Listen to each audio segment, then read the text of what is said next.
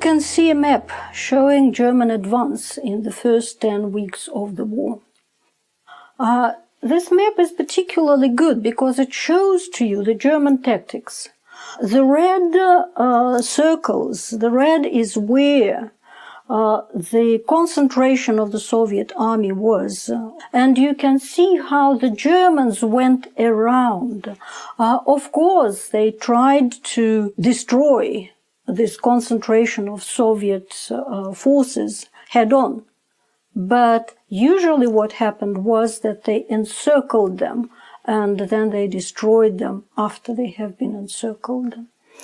The worst disaster happened in Kiev. You can see that the biggest spot here is around Kiev.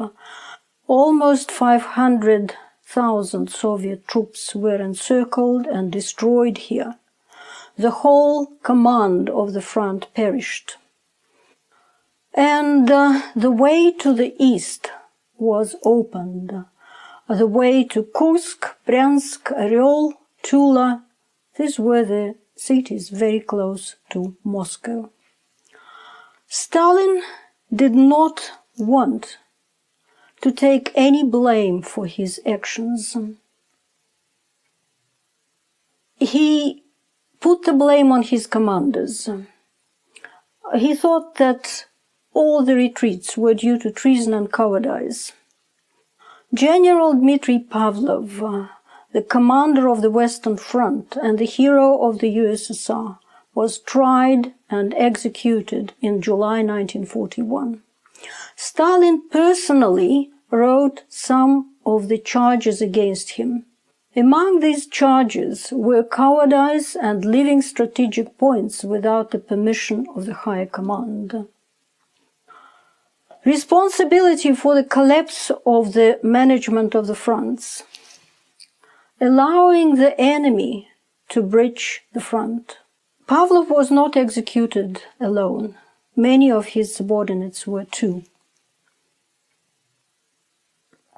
Later, all of these generals were rehabilitated. In the first months of the war, Stalin issued several new orders. First of all, in July 1941, he restored the institution of military commissars. Commissars were to watch the commanders, and their power rested on special departments. Special departments were actually NKVD units within the army.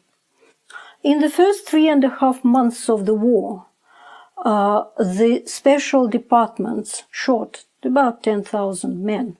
On 16th August 1941, the order number 270 was issued. It was a shameful order, actually. It criminalized being taken prisoner. Those taken prisoner, it stated, were to be killed by any means, on the ground or from the air. In July 1942, there was another order, number 227.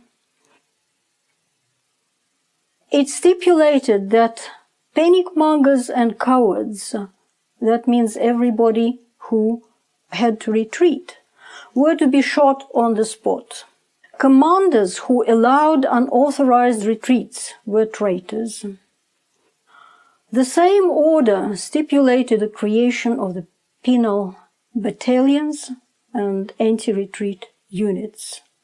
Here are penal battalions. They were to be placed in front of other troops before an attack as cannon fodder. Anti-retreat units were placed behind the advancing lines to prevent the soldiers from retreating. They were ordered to shoot if a retreat started. This, of course, was not conducive to maintaining the troops' morale.